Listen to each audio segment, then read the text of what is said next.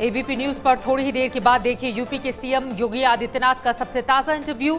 योगी बताएंगे उन्हें कैसे मिली उत्तर प्रदेश के सीएम की कुर्सी। दिन भर का काम करने के बाद शाम को सभी मंत्रियों के साथ अधिकारियों की बैठक लेते हैं यूपी के सीएम योगी। सूत्रों के मुताबिक योगी के इस टेस्ट में पास होने वाले अधिकारियों को ही मिल पाएगी टीम योगी में जगह, बागी की होगी छुट्टी। अप्रैल के आखिरी हफ्ते में या मई की शुरुआत में मोदी मंत्रिमंडल में फेरबदल संभव। राष्ट्रीय कार्यकारिणी की भुवनेश्वर बैठक के बाद होंगे बदलाव, कुछ मंत्रियों को प्रमोशन मिल सकता है। मनोहर पर्रिकर के जाने से खाली पड़े मंत्रालय के लिए ओम माथुर और सुशील मोदी के नाम की चर्चा। भूपेंद्र यादव, विनय सहस्त्रबुद्धे को संगठन से सरकार में लाया जा सकता है। उत्तराखंड से भी बनाया जा सकता है मंत्री। सूत्रों के मुताबिक शिवसेना के चप्पलमार सांसद रविंद्र गायकवाड़ की हवाई सेवाओं पर लगा प्रतिबंध हट सकता है। विमान मंत्री गजपति राजू को चिट्ठी लिखकर 23 मार्च की घटना के लिए माफी मांगी। शिवसेना के चप्पलमार सांसद रविंद्र गायकवाड़ ने लोकसभा में दी सफाई, खुद को बेगुनाह बताकर बैन हटाने की मांग की। विमानन मंत्री गजपति राजू बोले, यात्री और सांसद एक जैसे। शिवसेना ने सदन में किया हंगामा। शिवसेना सांसदों ने नागरिक विमानन मंत्री गजपति राजू को घेर लिया और धमकी भरे अंदाज में कहा कि अगर गायकवाड़ पर से प्रतिबंध खत्म नहीं हुआ तो कल से मुंबई से एक भी जहाज नहीं उड़ पाएगा।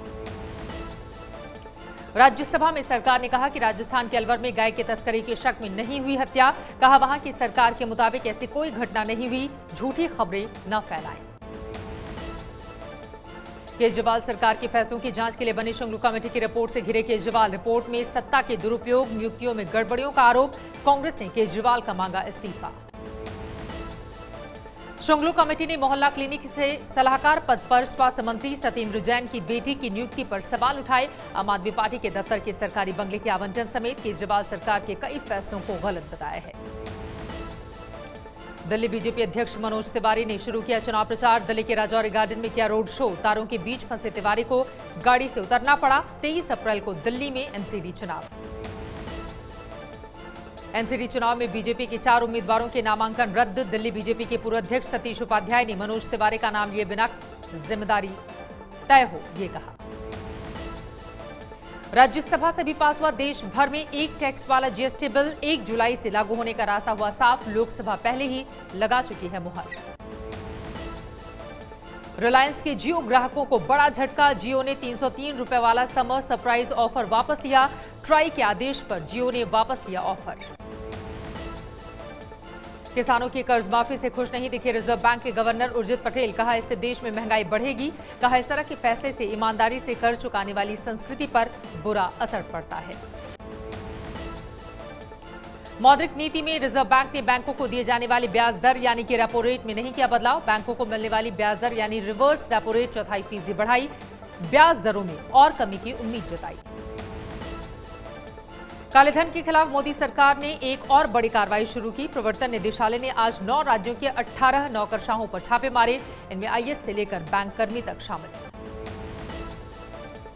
झारखंड के साहिबगंज में पीएम मोदी ने गंगा पर बने पुल का शिलान्यास किया। इससे बिहार और झारखंड के बीच दूरी कम होगी। पीएम बोले, पुल से दोनों राज्यों के विकास में तेजी आएगी।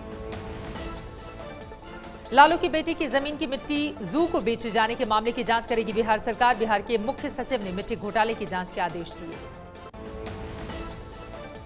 अयोध्या में विवादित ढांचा मामले में लालकृष्ण आडवाणी और मुरली मनोहर जोशी पर सुप्रीम कोर्ट ने फैसला सुरक्षित रखा। आपराधिक साजिश के आरोप हटाने की मांग की। वृंदावन पहुंचे एसपी नेता और मुलायम सिंह के भाई शिवपाल यादव भगवा रंग में रंगे दिखे। भगवा कपड़ों में हवन किया। लखनऊ में हुई योगी से मुलाकात को बताया शिष्टाचार। राष्ट्रपति प्रणब मुखर्जी ने जवानों को दिए वीरता पुरस्कार। सर्जिकल स्ट्राइक के लिए मेजर रजत चंद्रा, मेजर दीपक कुमार उपाध्याय, कैप्टन आशुतोष और पैरा ट्रूपर अब्दुल कयूम को शौर्य चक्र। पठानकोट में शहीद हुए कर्नल निरंजन को मरणोपरांत शौर्य चक्र। ये है एबीपी न्यूज, आपको रखे आगे।